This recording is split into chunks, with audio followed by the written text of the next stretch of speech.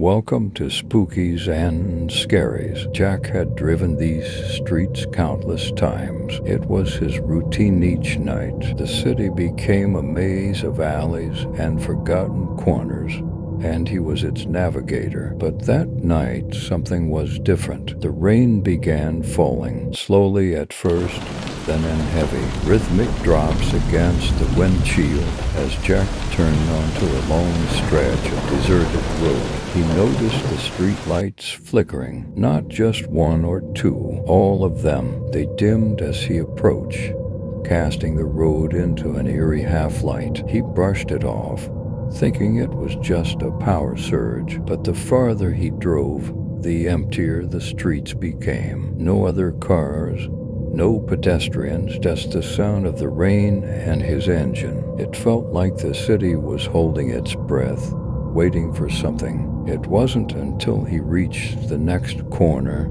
that he saw her. She seemed to materialize out of thin air, standing perfectly still under a flickering streetlight. Jack's first instinct was to drive past. Something about her unsettled him, though he couldn't explain why. But he was a taxi driver. It was his job to pick up fares, no matter how strange they might seem. She slid into the back seat, her coat damp from the rain. Jack couldn't see her face clearly. It was shrouded in shadow, and she made no attempt to speak. "Where to?" Jack asked.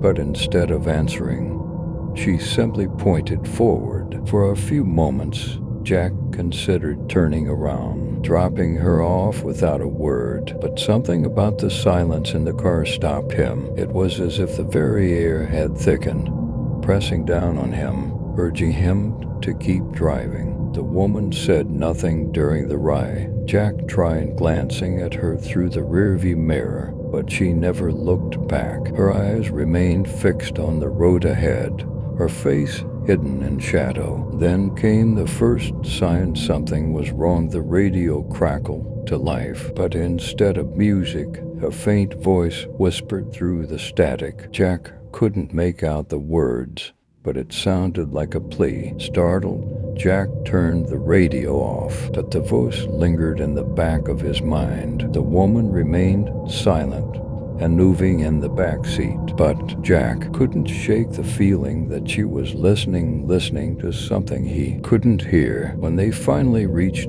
the address she had indicated, Jack turned around to speak to her, but the back seat was empty. His heart pounded in his chest as he frantically searched the car. There was no way she could have gotten out without him noticing, but she was gone. He quickly checked the street outside. There was no one. The hairs on the back of his neck stood on end as he got back into his car and drove away, trying to forget what had just happened. The following night, Jack couldn't shake the unease that had settled deep in his bones. He had tried to rationalize the incident. Maybe she had slipped out when he wasn't looking, but part of him knew better. And then, as if on cue, he saw her again. There she was, standing under a street lamp, just as she had the night before. Her figure was unmistakable, the same long coat, the same shadowed face. Jack hesitated,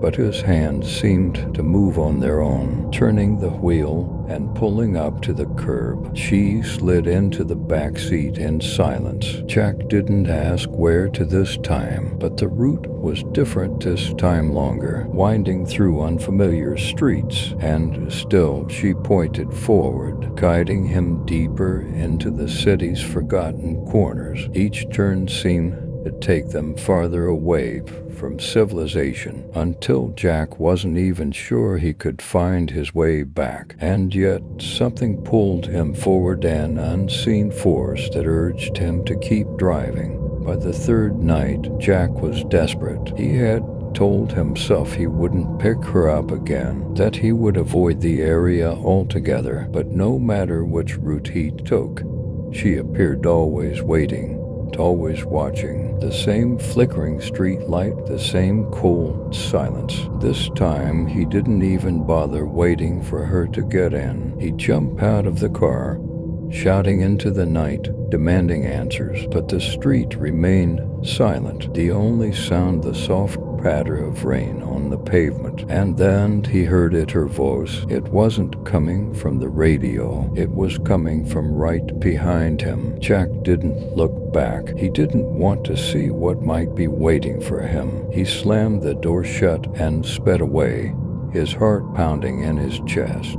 By the time Jack reached the city limits, he was trembling. His hands shook as he gripped the steering wheel, the memory of the woman's voice still echoing in his mind. He thought he had escaped her, but when he glanced into the rearview mirror, his blood ran cold. She was there, sitting in the back seat, her face no longer hidden in shadow, her eyes locked onto his, and this time, she smiled. Jack was never seen again. His taxi was found abandoned on the outskirts of town, the meter still running. Some say the phantom passenger finally found her way home, but others believe she wasn't finished with him yet. So, if you ever find yourself driving through the lonely streets at night and you see a figure standing by the side of the road, remember Jack's story and think twice before you stop. Until we meet again, drive safely